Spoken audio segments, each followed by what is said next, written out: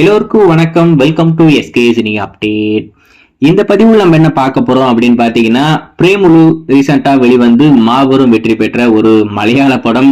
யாருமே நினைச்சு கூட பார்க்கல தமிழ்நாட்டுல ஒரு மலையாள படம் வந்து மிகப்பெரிய வெற்றி பெறும் அப்படின்னு சொல்லிட்டேன். அது குறிப்பா சமீபத்தில் வெளிவந்த எந்த தமிழ் படமும் பெருசா ஹிட்டான மாதிரி தெரியல. மலையாள படம் மட்டும் தான் இப்போதைக்கு ஓடிக்கிட்டு இருக்கேன். பிரம்மயுகம், அதுக்கடுத்து இந்த பிரேமுலு, அதுக்கடுத்து மஞ்சுமேல் பாய்ஸ் அப்படின்னு சொல்லிட்டு தொடர்ந்து மலையாள படங்கள் இங்க பயங்கரமா ஓடிக்கிட்டு இருக்கு. எல்லாரும் தியேட்டருக்கு வந்து பாத்துக்கிட்டு இருக்காங்க. அதுதான் ஒரு பயங்கரமான விஷயம். அதுல ஒரு படம் தான் இந்த பிரேமுலு. வேர்ல்டு வைடு 100 கோடி ரூபாய்க்கு மேல வசூல் வந்து ஒரு பயங்கரமான ரெக்கார்ட் பண்ணியிருக்கேன். படத்துக்கு கிடைச்ச வரவேற்கு அப்புறமா அந்த படத்துடைய தெலுங்கு டப்புடு வெர்ஷன் தியேட்டர் கொண்டு வந்தாங்க. அந்த படத்துக்குமே பயங்கரமான வரவேற்பு. டைரக்டர் ராஜமௌலி அவருமே அந்த படத்தை பார்த்துட்டு மேசிலுத்து பேசிக்கிட்டு இருந்தாப்ல. அதுக்கடுத்து மகேஷ் பாபு அவரும் அந்த படத்தை பார்த்துட்டாரு. பார்த்துட்டு ரொம்பவே பயங்கரமா இருக்கு அப்படின்ற மாதிரிலாம் சொல்லிட்டு இருந்தாப்ல. இன்னொரு பக்கம் பார்த்தா நம்ம ராம் சரண் அவருமே இந்த படத்தை பார்த்துட்டாராமா. அவருக்குமே இந்த படம் ரொம்பவே பிடிச்சிருக்கு. இந்த படத்துடைய டைரக்டர் யாரா அப்படின்ற மாதிரிலாம் வலை வீசி தேடிக்கிட்டு இருக்காங்க.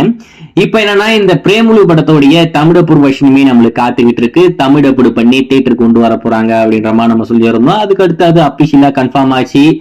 இந்த வாரம் இந்த படத்தோடைய தமிழப்பூர் வெர்ஷன் தியேட்டருக்கு வர காத்துக்கிட்டு இருக்கு. அதுல குறிப்பா நம்ம ரட்சன் தான் இந்த பிரேமுலு படத்தை தமிழ்நாட்டுல இப்போதைக்கு வெளியிட போறாங்க. புக்கிங் எல்லாமே ஓபன் பண்ணிட்டாங்க. அதாவது ஒரு தமிழ் படத்துக்கு எந்த மாதிரி தியேட்டர் கவுண்ட் கிடைக்குமோ அதுக்கு நிகரா இந்த படத்துடைய தமிழப்பூர் வெர்ஷன் கிடைச்சிருக்கேன்.